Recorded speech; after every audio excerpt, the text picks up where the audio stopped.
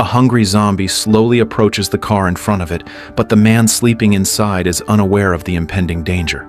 It isn't until the zombie lies on the window and makes a noise that the man suddenly wakes up, retreating in panic. The sudden appearance of the zombie startles the man, and he instinctively grabs the walkie-talkie to call his partner for help. But when he sees the zombie's face clearly through the window, the fear in his heart instantly vanishes, replaced by a bold idea. However, just as he is staring at the zombie, a gunshot suddenly rings out. This is a post-apocalyptic world overrun by zombies. Mickey and Ben, former baseball players, are among the few survivors. To avoid zombie attacks, they deliberately bypass once prosperous cities, shuttling through rarely visited country roads and forests. After all, places with fewer people surely have fewer zombies. Even so, encountering zombies while scavenging for supplies is a common occurrence. Although they are brothers who talk about everything, their personalities are polar opposites. Zombies encountered on the road are basically handled by Ben. He is open-minded and doesn't sweat the small stuff, always silently taking on the dirty work. This rough yet resilient survival style makes him seem born for this apocalypse.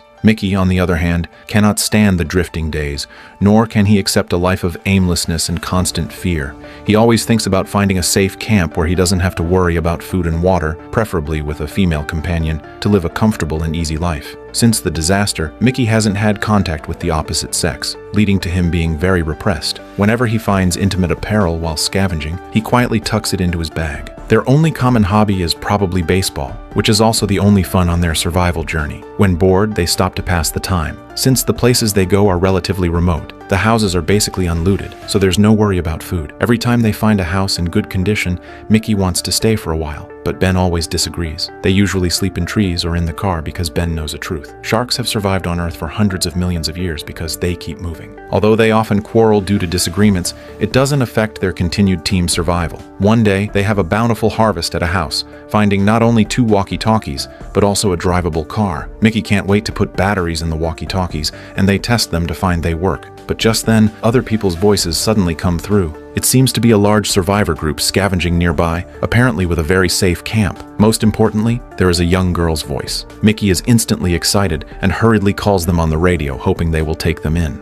Unexpectedly, the other party is very unfriendly, telling him to get off the channel immediately and warning Mickey never to try to find them. They welcome no one. Otherwise, he will face the consequences. Mickey disregards the warning and tries to continue communicating, but the people on the other side stop answering. Ben advises Mickey to give up since they clearly refused. However, Mickey still holds on to a sliver of fantasy. He doesn't want to live like this forever. I don't want to live out here like this anymore, man. You're like a caveman, and you stink! Facing Mickey's sharp comments, Ben laughs nonchalantly.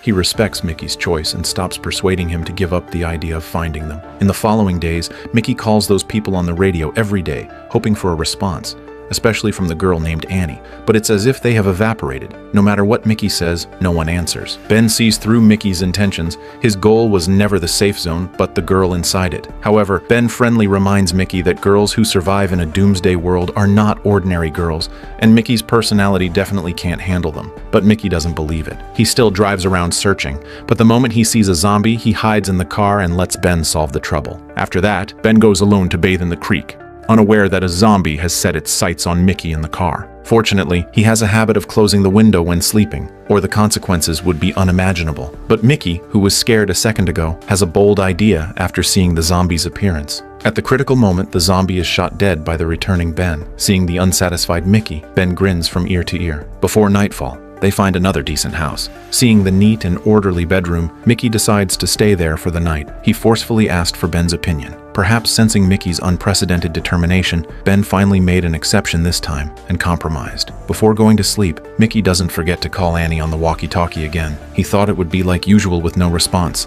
but this time Annie actually speaks. But she still urges Mickey to give up searching. If others find out she is secretly talking to strangers, she will be kicked out of the camp. Moreover, their camp isn't as good as Mickey imagines. Unexpectedly, Mickey still doesn't listen, so Annie is helpless and has to exit the channel again. At night, while Ben is partying alone in the living room, he hears movement outside. Experienced, he immediately realizes it's a zombie. However, he doesn't kill the zombie directly, but ties it to a tree because he wants to use this zombie to turn Mickey into a real independent man. So he marches the zombie directly into Mickey's bedroom. Screams and sounds of intense fighting immediately come from inside. After a few minutes, when the noise stops, Ben hurriedly opens the door. He sees the zombie lying on the bed while Mickey, covered in blood and holding a baseball bat, stands in the room in a daze. It looks like he was terrified, but luckily, he successfully solved the trouble. At this moment, Mickey is furious and beats Ben up on the ground. Then he breaks down and goes outside. Ben follows, thinking Mickey hasn't recovered from the shock,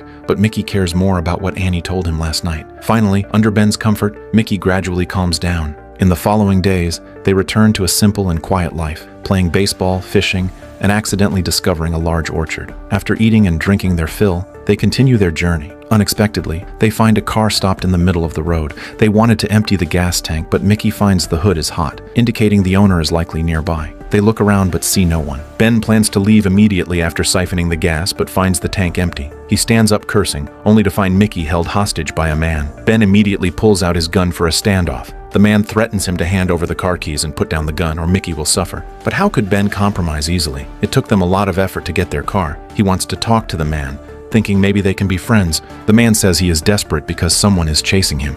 If they find him, he is dead. After speaking, he is about to cut Mickey's face. Seeing the man so agitated and fearing an accident, Ben chooses to put down the gun and tells the man the keys are in the car. As long as he releases Mickey, he can drive the car away anytime. The man believes it, but after getting in the car, he discovers the keys are with Ben. Realizing something is wrong, he immediately gets out to run. Ben picks up the gun and decisively pulls the trigger on the man. Seeing the man still struggling, he rushes up to fire a few more shots. The rescued Mickey doesn't thank Ben, but blames him for being too extreme. What if the man really had difficulties? Ben doesn't understand why Mickey sympathizes with a highway robber, especially one who intended to kill him. Unexpectedly, while they are arguing, a car slowly approaches. Ben vigilantly pulls out his gun. A girl sticks her head out of the car, telling them they mean no harm and just want to retrieve the car that belongs to them. It seems that they are exactly who that man was afraid of. Seeing there is more than one person and they are armed, Ben doesn't want trouble, so he agrees. A young, pretty girl walks out of the car, followed by a man, and they start refueling the car with a can of gas. During this, the girl asks about the driver. Ben lies, saying he turned into a zombie and had to be killed. The girl doesn't say much and prepares to leave after refueling. Everyone would have gone their separate ways peacefully, but Mickey actively steps forward to ask, It's you, isn't it? Annie? Beg your pardon? Mickey! I told you to let go! It turns out Mickey guessed right. The girl is Annie from the radio. Mickey explains it's just a coincidence, but Annie doesn't believe it. She threatens Ben to hand over the car keys, but doesn't take their car. Instead, she throws the keys into the grass and tells Mickey to find them after they leave, or she will kill them. Obviously, Annie does this so Mickey won't follow them. Although they clearly saw the keys thrown into the grass, Mickey searches until nightfall without finding them. Seeing it getting darker, Mickey has to give up, planning to stay the night and look again tomorrow. In the middle of the night, they are woken by a noise. Turning on the lights, they discover a group of zombies. Since zombies don't move fast, Mickey wants to leave, but Ben's leg is injured, so they turn off the lights and hide in the car. They thought the zombies would leave quickly, but waking up the next morning, they find the car surrounded. They are trapped. Although the zombies aren't very aggressive and they are safe inside, the zombies staring straight in and making shrill roars is annoying. And now the keys are unreachable. Ben angrily opens the sunroof and shoots a few zombies, but there are too many zombies. Aside from wasting bullets, it does nothing and almost lets a zombie climb inside. After failed attempts, Ben starts blaming Mickey. If he hadn't struck up a conversation, they wouldn't be in this predicament. Mickey didn't expect this result either. But since it happened, the only thing they can do is wait to see if the zombies leave. But a few days pass and the zombies still haven't left. Although food and water can last a while, staying in a cramped space for a long time would make anyone break down. Plus, the zombie roars never stop, preventing them from sleeping, so they get drunk and play games. After a few more days, unable to bear it, Mickey opens the sunroof, deciding to risk going out for the keys. Before leaving, Ben tells Mickey to just leave if he doesn't find the keys. Unexpectedly, Mickey is quite loyal at the critical moment. Not leaving you here. Mickey climbs out. After an unknown amount of time,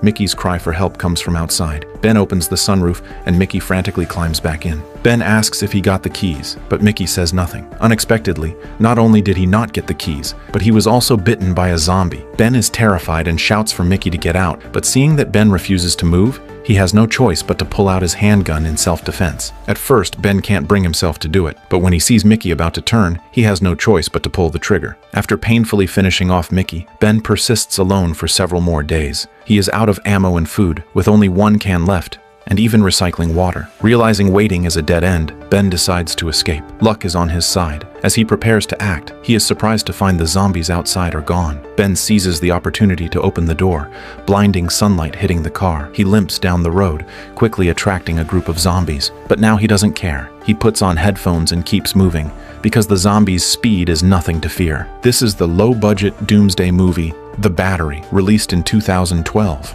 It isn't a pure zombie movie, but more like a road movie set in the apocalypse. Because zombies have little screen time, it mainly tells the survival story of two men with different personalities arguing over trifles in the apocalypse. The film's pace is very slow, but it doesn't affect its excellence. Its budget was only $6,000, crowdfunded by director Jeremy Gardner from 10 friends and family members. This movie is his debut, shot in just 16 days, and the two leads are the director himself and the film's producer. Well, that's the end of the movie. See you next time.